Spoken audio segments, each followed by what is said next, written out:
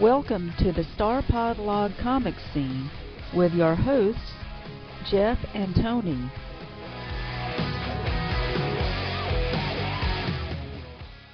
Hi, I'm Jeff Wiley. And I'm Tony Barletta. Welcome to the comic scene on StarPodLog. Great to be back. Tony, man, how are you? I'm great. How are you, Jeff? Doing okay, man.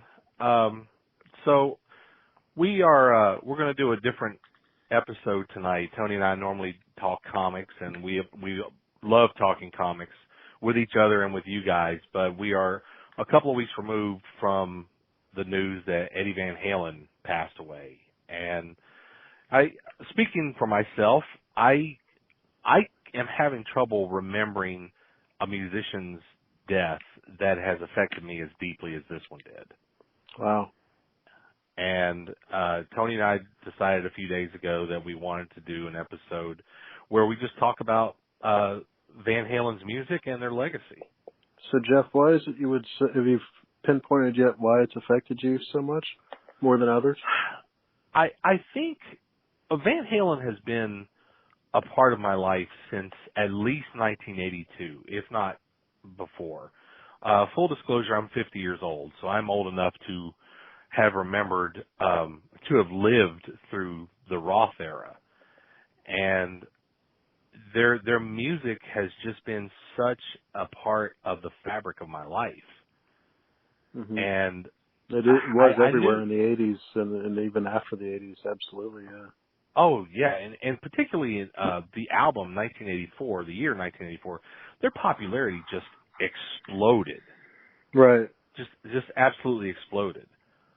But let's go back to the beginning. Do you remember when you first got introduced to Van Halen and how that went?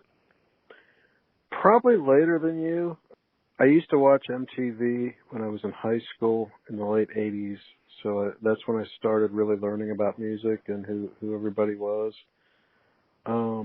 I remember Van Halen videos, especially back in the late 80s with the Sammy Hagar era. I believe probably the first time I heard Van Halen, I don't think it was the Roth songs. I think the first one I heard, and it's one of my favorite songs of this day, and it still blows me away, is Dreams.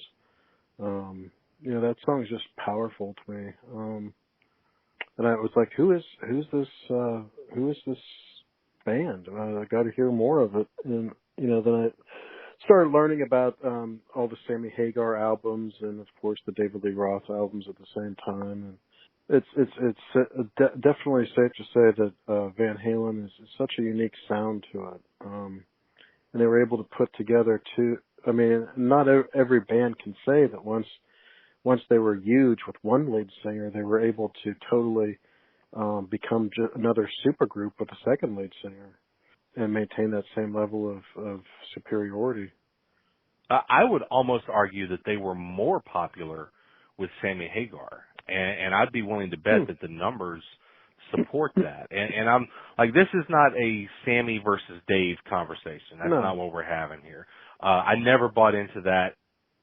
You've got to like one or the other. I always thought that was bullshit, quite honestly. But it fascinates me, though, that most bands that have, a supergroup, which you had with Van Halen, with David Lee Roth, once that singer's gone, it's hard for that band to stay a supergroup.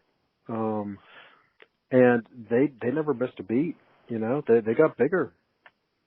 They got bigger. They changed their sound for sure. They changed their sound, but Eddie, he has a very unique guitar tone. I heard it said recently that before Eddie came along, nobody sounded like him, and after Eddie came along, everyone was trying to sound like him. I think there's some truth in that. Yeah, I was going to ask you what you think separates Van Halen from the rest of excellent music groups out there, and what gives Van Halen that sound. I think myself it does come down to Eddie's guitars. And also the background vocals too. They have that melody in the back behind the lead singer. But they Eddie, always had fantastic harmonies, and a lot of people would credit Michael Anthony with that. I've heard pretty much every other member say all those harmonies that you guys love, that's Michael Anthony. Yeah, I know when Sammy was gone and Michael Anthony went to see Sammy at his island in Cabo, and he hung out and played with him. It made Eddie angry, and Eddie didn't want Michael Anthony back, and so they replaced him with Eddie's son. And I know at that time there was some friction, and I remember Sammy saying, "Hey, we heard some of their new music together, and we think they're still using Michael's background vocals because he said Wolfie can't sing like that." Yeah. So yeah, I mean, even to that even that far after Michael had left the group, they were you could still tell it was probably Michael Anthony still on background vocals there.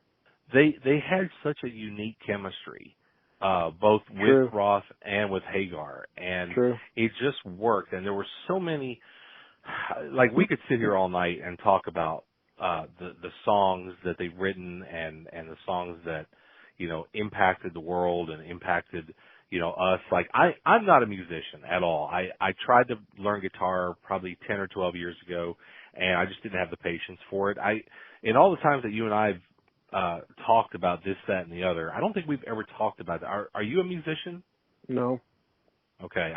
I'm not either. So I kind of come at it from a layman's perspective. But when you hear Eddie's guitar, people you know it pretty much right away. People encouraged me to sing, but I never did. Kind of regret maybe had I pursued singing, maybe it would have resulted in something. But yeah, I never played an instrument, but I certainly have lots of musicians I like, and of course, Eddie's up there with all of them.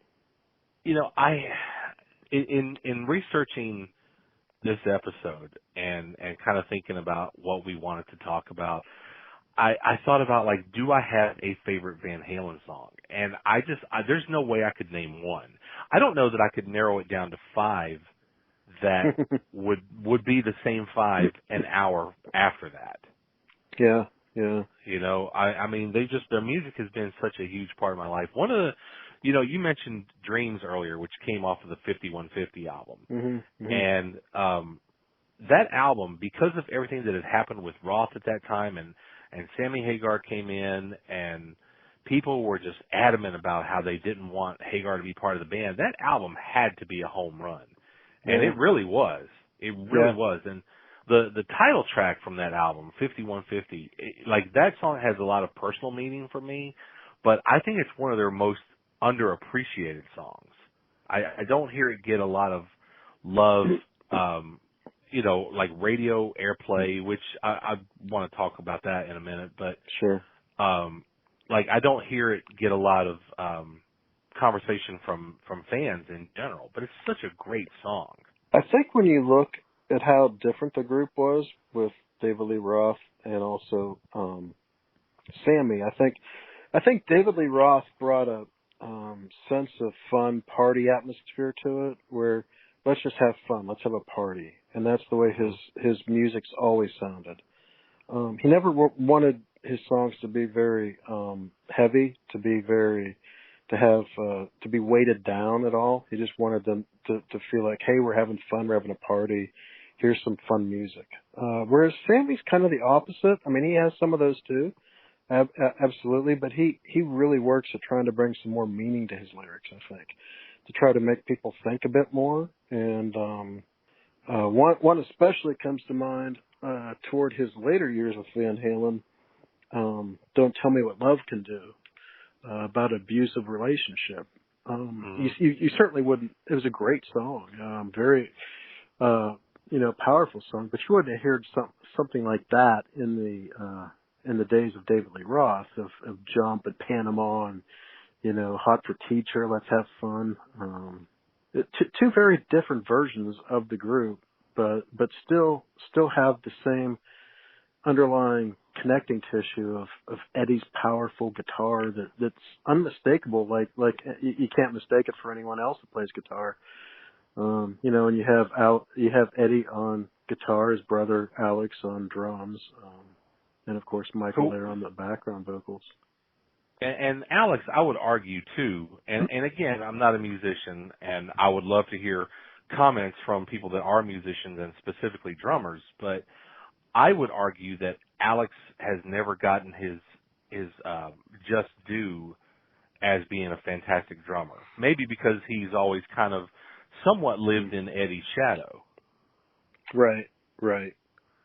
And maybe Eddie's guitar overshadowed everything. I mean, his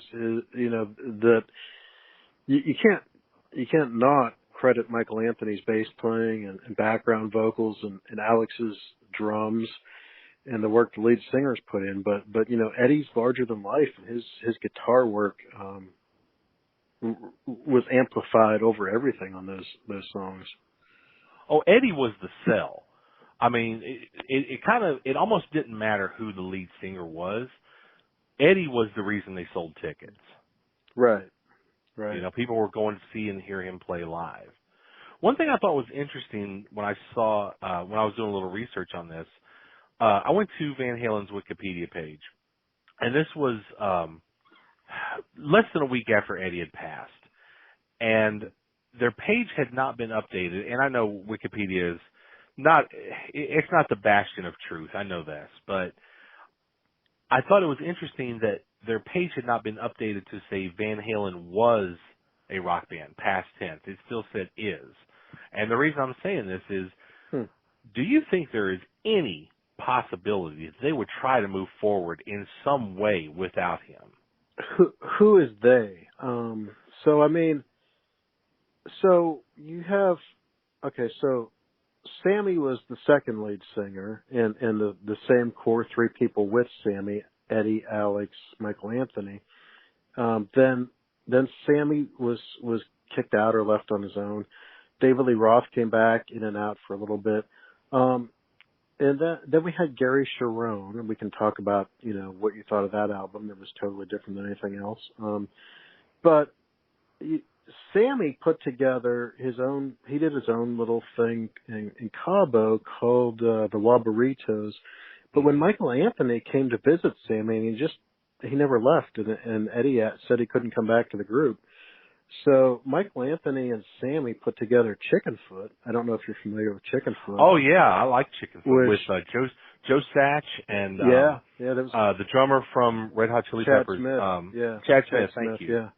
That was a great group. They only got 2 albums out before they couldn't keep it together anymore. But Satriani's another amazing guitarist. Oh yeah. So they put that together, and now their group now is called The Circle, which I think he might have got his guitars from the Wabaritos, and I think Chad Smith might still be there on drums. And they play, stuff from Sammy's solo career. They play Van Halen stuff. So Sammy and Michael are still right there next to each other, carrying on some old Van Halen songs in some form. So Alex Van Halen and his son Wolfgang, I mean, I guess are the two of them going to put a version of Van Halen together? I don't see that happening. I don't either. I just, how? How you'd could it possible? I mean, you could maybe talk David Lee Roth. He's getting up there in age to get to headline a group, but you'd need another really powerful guitarist to come in. I mean, but I would say that nobody ever thought Queen would take the stage again after Freddie passed away either, but that happened. That's a valid point. I don't really know how well they sounded without Freddie. I hear it's pretty good, but it's still. I mean, he does. Alex still has the name Van Halen, so you could call it Van Halen with 2 of the original members and an original member's son. If you could find someone who had powerful guitar capability, and not just a guitarist, and that's tough. How many of those guys are out there that could really, but it's possible in a day and age like this. I mean, you can discover people on YouTube maybe, that nobody considered that had as much talent as you thought they did. So yeah. I wouldn't say never, but I'd say it'd be very hard to do. I think the audience would have a tough time accepting it. And you're talking about not just the guitar talent, I would but say the piano, not the keyboard talent. Sure, not immediately. Not immediately, but Oh, no. maybe in the passage of, say, going on 10 years, if David Lee Roth is still able to, still healthy enough and fit enough and hasn't kept himself in good health and didn't go back to drugs or whatever. I mean, and if Alex and Wolfgang wanted to put something together, maybe after 10 years people might want to hear the songs again. So I could see where something like that could happen, but it would be very tough. Very tough. Not to say it's impossible. To your point too, after Jerry Garcia passed away, the Grateful Dead put together various incarnations of the band with surviving members. Sure. And went out on tour, and they actually they had something of a revolving door of singers that would come in and perform the material. Like Joan Osborne was one. I think she did more work with Phil Lesh's side gigs, Phil Lesh and Friends. Yeah. And right now they've got Dead and Company, which has John Mayer performing in Jerry Garcia's role. And for everything I've seen of her, he's just amazing. He really channels Garcia. But I mean, I don't know. You kind of got me thinking about it now. I agree with you. It could be immediate. One of my favorite bands of all time, I'm sure you know, is Toto. And if someone had because Monday news came out because they said, okay, we're finished, we're done, there is no more Toto, it's over. So Monday it came out, Toto's back with Steve Lukather, who is the heart and soul of Toto, the guitarist. Mm-hmm. And Joseph Williams, the voice, who not the original singer, but he came out in the late '80s, who is also the son of the famous John Williams, the Superman, Star Wars. The composer, really? Absolutely. I didn't know that. Because Luke would joke it all the time at shows, and he'd say, we were kids, we'd hang out, we'd go to his house, we'd hear, and he'd play Jaws on his guitar. We'd be hearing this and this at Joe's house. So he was like, okay, so the thing is, only Luke and Joe wanted to keep going, and the rest were like, we've been doing this forever. We don't want to tour anymore. So they put a brand new band together, and it's like, this guy used to play with Elvis. This guy played with another, like Don Henley. This guy, so I never heard of any of them, but he put a brand new version of Toto together, and if someone would have said, hey, is there going to be a new version of Toto put together this week? I would have said, hey, you're crazy, but it happened. That's interesting. I had no idea.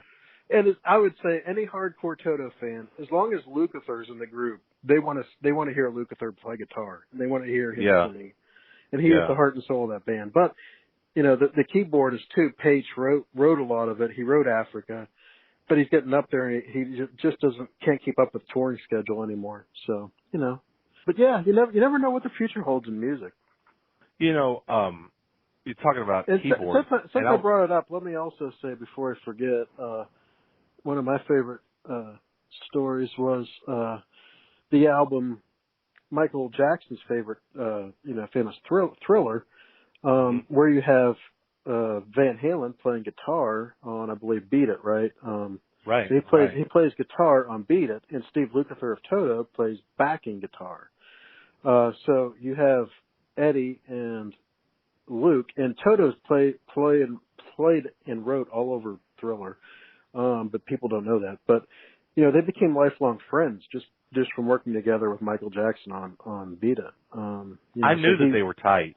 Yeah, so Lukather and I was looking to see if Lukather mentioned Eddie's passing, and he hadn't. I was kind of shocked, but maybe he just hasn't gotten around to updating social media, or he's keeping to himself lately. I know Alex needed a couple of days. I don't think Alex has a presence on social media, Alex Van Halen, but I know he needed a couple of days before he issued a statement, and it was very brief and basically just said, I'll see you in the next life. Did you see the video I put up with Sammy and Michael? I thought it was really nice. I did. I saw that. I think I saw that the next day. Yeah, they were talking about how, it's never, they can never get together with them. They can never, they're still trying to process it and sink in. And they showed that when they were performing recently, they stopped to take a moment of silence before they went into Right Now in honor of Eddie. It's pretty awesome. That's the perfect song to honor him. It's funny that when they did Jump in 1984, the producer for Van Halen, Ted Templeman, I think he had produced all the albums up to that point, and they all had a very specific sound. Mm-hmm. He said absolutely not. No, he said that was just the biggest mistake to put that song on the album, and it ended up being their signature song. Which Right Now or Jump? No, Jump. Wow, but it's funny. That's shocking. Yeah. It's funny because he was really adamant that they didn't use keyboards and this and that, and they had keyboards all over the album. It, I'll Wait, which was the second single off that album, has a keyboard undertone to it. And then the formula worked again when they did Right Now. Right Now was one of their biggest hits. Yeah, I remember working out in gym class in the mid '80s, like you say, '84, and you hear Jump, you hear Panama. I think it was playing in gym class. I mean, Jump and Panama were everywhere. And Right Now is such a powerful song. I mean, that's one of my all-time favorite Van Halen songs. And I used to be a season ticket holder for the Falcons when I had the money, but it was always great when you go to a Falcons game and there was a big win, and then you're exiting the stadium and you hear Right Now come over the speakers. It would pump you up even more. Yeah, there's such a great stadium song. It's such a great song to hear anywhere, really. Their music is it's ubiquitous. It's everywhere, particularly right now. But like, you don't realize how woven they are into our culture, just everywhere. Right. You know, you had mentioned one of the songs off of Balance earlier. Don't Tell Me What Love Can Do. Sure. There was a B-side, and I think it was only released on the Japanese release of that album, called Crossing Over. And it was such a great, heavy song. The working title, I think, was called David's Song, and it wasn't David Lee Roth. It was someone that was part of the Van Halen camp. Mm-hmm. But it was written as a tribute to him because he had passed away, and it's really worth seeking out. You know, you can find it on YouTube.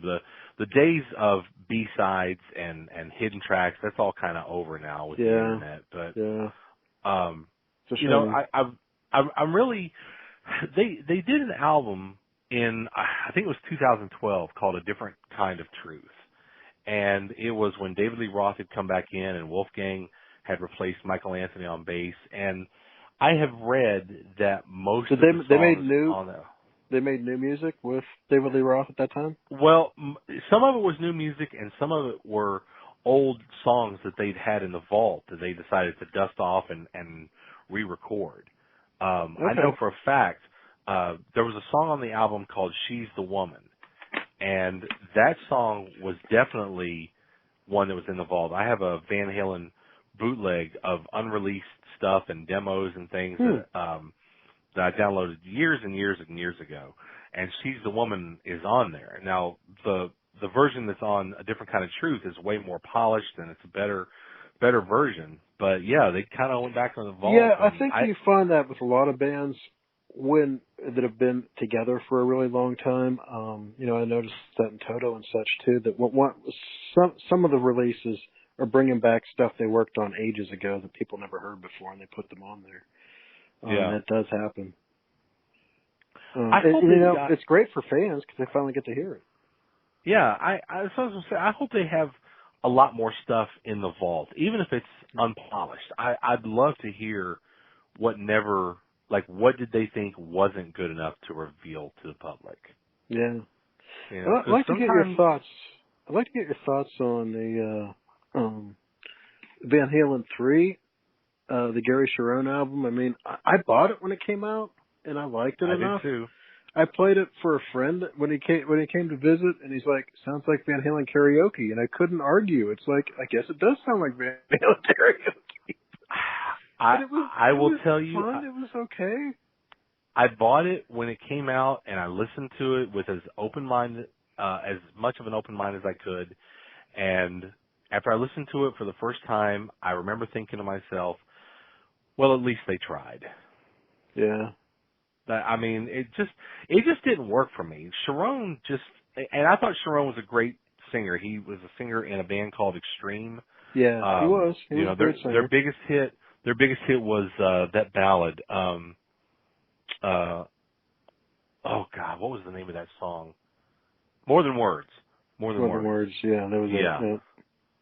But they had a few other hits before that. Get the Funk Out, and there were some other songs. I believe the story they said was they had tryouts for lead singers, and he's the one that never left, so they just gave him the gig. I know that they toured with him, and I seem to recall that tour did not do very well for them. I watched an interview with him recently on Eddie Trunk's show, and I like Eddie Trunk. I know a lot of people don't like him. I think he's great. But he said that he's not really in touch with the Van Halen, and this was obviously prior to Eddie's passing, but he said that he wasn't really in touch with the Van Halen brothers anymore. I don't know if there was just a falling out there or if the Van Halen brothers are difficult to work with, which is something I have read more than one place. I mean, it's their band. They can run it how they want. Right. You know?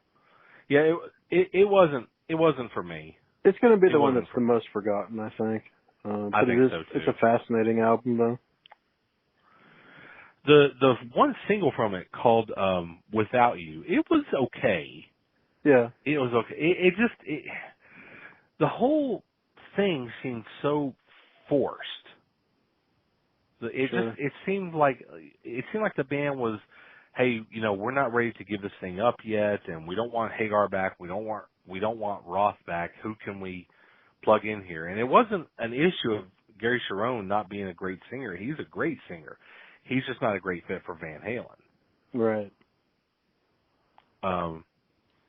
And I mean, yeah, go ahead. No, he said in that same interview, he said that that Eddie himself had said that as that tour went on, the tour for Van Halen 3 went on, that Eddie said that his playing was some of the best playing that he'd ever done. Wow. Yeah, I thought that was interesting. What were you going to say, man? I mean, when you look at the influence they've had on pop culture, too, I mean, I think there's Van Halen comic books out there. I mean, it seems in the 80s, at least, maybe they were headed for like Kiss popularity, where they could transcend music and they were everywhere. I mean, how marketable do you think Van Halen was as individuals of pop culture? I certainly don't think they were as marketable as Kiss. I mean, right, to draw the reference that you just brought up. The attempt was made, though. The attempt was made. Kiss were more marketable because they were 4 unique characters. Yeah, that's right. Van Halen, you Van got Halen, excellent musicians playing a character that plays music. Yeah, right. The logo is universal. I mean, you could take that VH logo anywhere in the world and show it to somebody, who is this, and they'll tell you it's Van Halen. Yeah, it's definitely one of, if not the best, most distinctive logos in music. Right, say, yeah. Right. And they even refined the logo some from the point when Roth left and Hagar came on board with the little wings on the sides, kind of encircling in the back. I don't know if you've ever paid attention to that. No, it was kind of an expansion of the logo, if you would. Wow. But were they as marketable as Kiss, or they certainly not? But right. Were they a marketable band? Yeah, absolutely. So you said we get back to radio play as well. So when do you think it was discovered that this band had the popularity to become staples on the radio? Well, it's hard to say and that MTV. it wasn't. it's hard to say that it wasn't with Jump, but they certainly got a fair share of airplay before that. Dance the Night Away was a big hit for them. Oh yeah. I personally believe, I mean, I'm an old man, but I don't know if I'm old enough to remember specifically what I'm getting ready to say. But I feel like radio went to them rather than them going to radio. And what I mean by that is their popularity got to be so big that radio began looking for songs to play from their albums that weren't necessarily released as singles. And I'm speaking prior to 1984 now, like Jamie's Crying and Running with the Devil. I'm not certain that they were all released as singles. I know that Intruder and Pretty Woman, their cover of Pretty Woman from Diver Down was basically the covers album because they covered Dancing in the Streets by Martha and the Vandellas. Was it Martha and the Vandellas? I remember their version of that.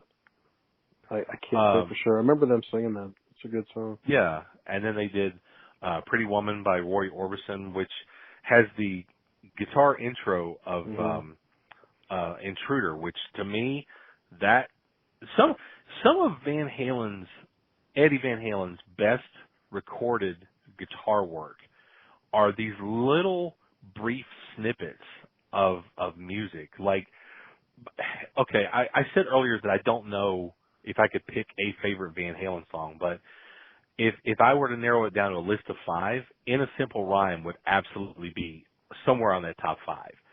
And at the end of that song, there's a 19-second piece of music called Growth, and it's just a little groove, a little piece of music that they came up with, and it kind of went nowhere. It doesn't even fit with the song that came before. It doesn't fit in with In a Simple Rhyme at all.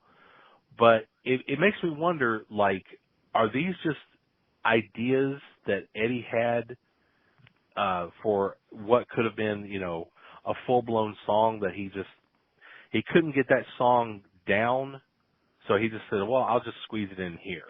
Yeah. You know? It's fascinating to think. I mean, we talked about how Van Halen is the thing that characterizes it, obviously, is Eddie's guitar, and it's very powerful. So when you look at music, I mean, the 70s, great music, but they didn't always have power guitars. The power guitars is a signature of 80s, where Van Halen thrived. Sure, And you look at, okay, so you went from 70s music to the beginning of the 80s. What was big in the beginning of the 80s? Disco. And then it morphed into power guitar.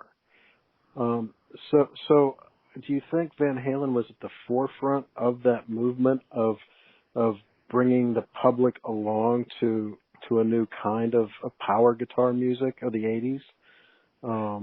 And it's just because the radio stations are like, wow, there's all this great power guitar music, and that's what moved everybody from listening to disco into listening to 80s guitar music?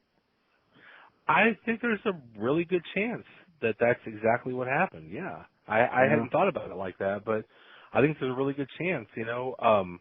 In the 80s, hair metal, as it's come to be known, was it was the dominant radio and MTV genre.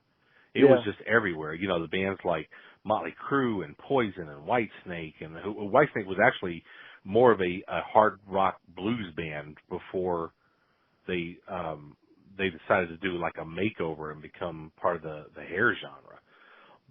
And that is my favorite genre of music, hair metal. The hair metal? My favorite genre, yeah, absolutely. Oh, we're doing an episode on it then, because I'm a big fan myself. Ryan, that's happening, man. I mean, it's probably not a coincidence that you have power guitar of Eddie Van Halen becoming so popular in early to mid 80s, and then all of a sudden you have everybody, like you said, try to copy him, and then you have, I mean, all the hair metal that we really liked in the late 80s, all of them probably drew on Eddie Van Halen for influence. Oh, he was the king. I mean, he was everything that all those guitarists aspired to be. Absolutely. You know, and honestly, 1984, like that genre had not quite blown up the way it would in the next year or two ahead. Right. So We wouldn't I we mean, wouldn't have seen it. We wouldn't have seen the hair metal of the late '80s without Van Halen. no Maybe. way, no way, no way. You can make a really strong argument that they kicked the doors down for that. Sure. You know, because like their version of hard rock became a little more digestible with a song like Jump. It was a lot more radio friendly. Panama right after that was all over the radio. I think you can make a strong argument that kicked the doors down for bands like Motley Crue and Cinderella and some of the others. Yeah. Absolutely. You know, I could probably talk about Van Halen forever, you know, with you on this. Like, this is still, you know, the wound is still a little fresh, and you know, maybe we'll do another episode sometime and talk about their music. But I think Sammy said it well with Michael Anthony in that video where he said, like something, not exactly what you said, but you know, the wind was still fresh, something to that effect. But he said we'll always have the music, and I think that sums it up perfectly. It does. It sums it up perfectly. Like it's been such a healing thing, you know, for so many millions of fans to hold on to that music. And like even SiriusXM has dedicated an entire channel to Van Halen right now. Wow. 24/7 Van Halen. I think I saw on Facebook, was it Spotify, that said, you know, all of a sudden, like, Van Halen's all over, like, the top 20 of most played songs. All of a sudden their music's being listened to all over. It's pretty amazing. I saw in the StarPodLog Facebook group, which everybody listening should join, by the way. Absolutely. Someone posted an image of Eddie Van Halen that said something to the effect of how their music was now dominating iTunes sales. Yeah. Like it was the year 1984 all over again. Yeah. I thought that was really cool. It is. It really is amazing. It's just, you know, I think that those musicians like Eddie Van Halen are they even as common as once in a generation or once in a lifetime? I'm not so sure. You know, I mean, there's only one Eddie Van Halen. There's only one Jimi Hendrix. There's only one David Bowie. There's only one Prince. You know what I mean?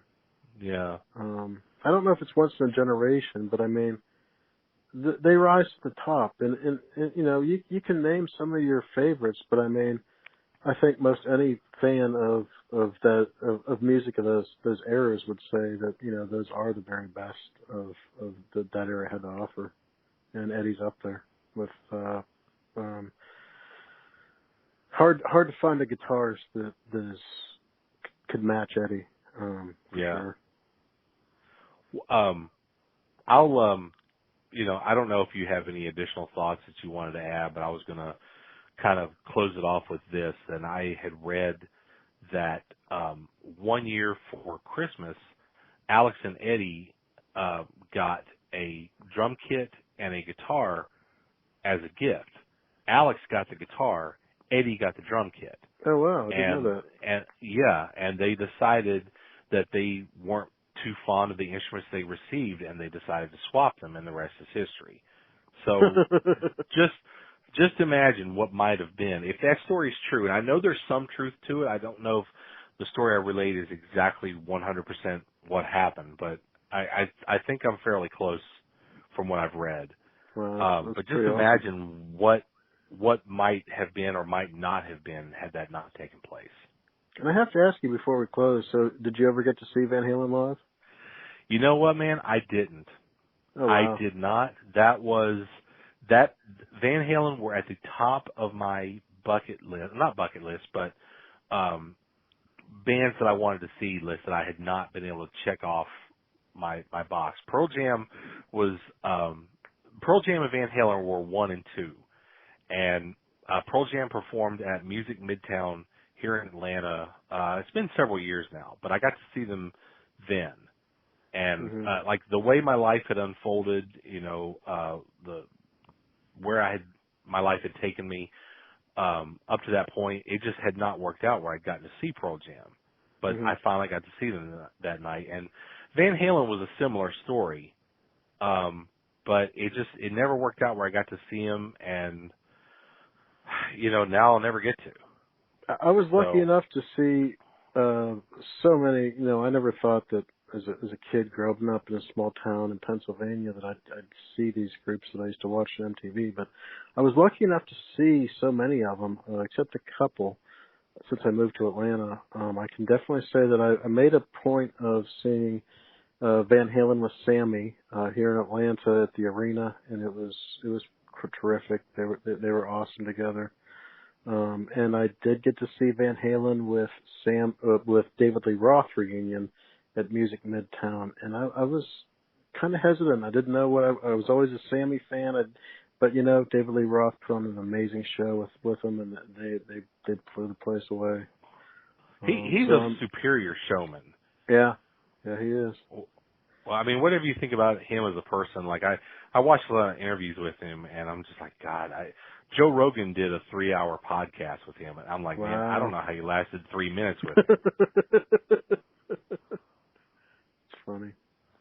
Well, it's been great talking Van Halen. This has been a lot of fun. This has been it's been cathartic for me. I say fun. That's good. It's not the right word. It's cathartic, and it's good to talk about the band with a fellow fan, and something a little different. I'm sure that if StarPodLog will have us back, Tony and I will come up with some more comic book themed episodes. We're batting around a couple of ideas right now as to what we want to do next. So I want to thank StarPodLog for having us and allowing us the freedom to discuss Van Halen tonight. Absolutely. So usually when we would end, we would say, "What are you reading next?" Since this is about music, have you listened to any new music you want to throw out there? New music, no. In the last 2 weeks, my car radio has seldom left channel 27, which is the Van Halen channel. Okay. The only other music I'm really listening to, and this is it's not new music, but it's new to me. Are you familiar with Hood Internet? No. Okay. Hood Internet, what they do is they will make they've done this for every year from 1979 up through 1992 thus far as of this recording. So what they do is they'll choose 50 of the biggest songs from each of those years, and they remix it into a 3-minute song. Okay. And it's incredible. It's incredible. Wow. And you can go to their SoundCloud and you can download the mixes for free.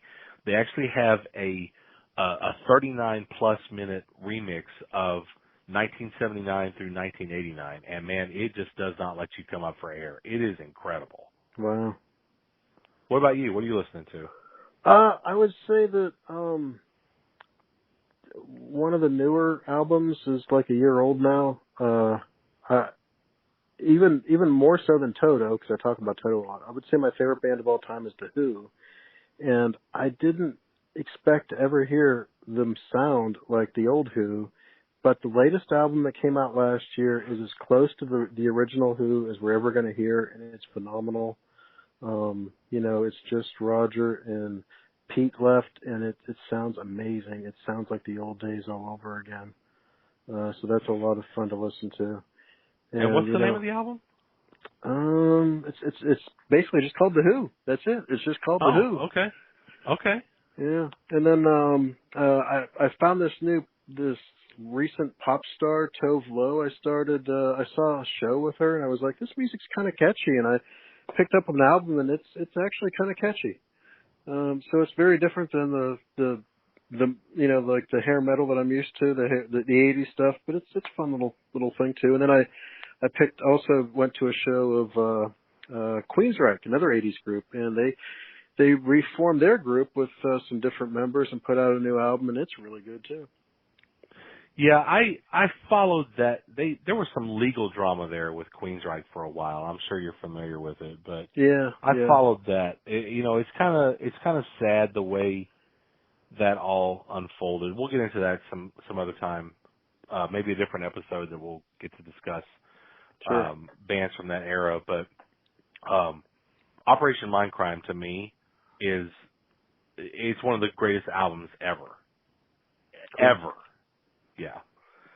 All right. So again, I want to thank StarPodLog for having us and allowing us the freedom to discuss music tonight, and specifically the life and legacy of Eddie Van Halen.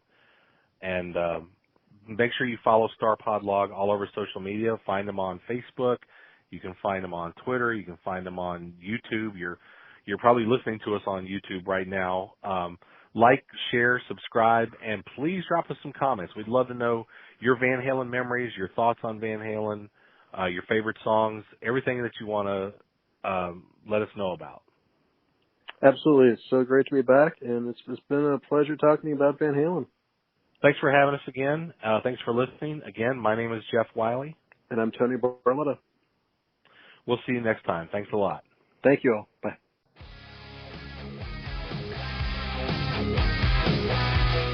Thanks for listening. Make sure you hit that subscribe button and join our Facebook group. Live long, and may the force be with you. Nanu Nanu.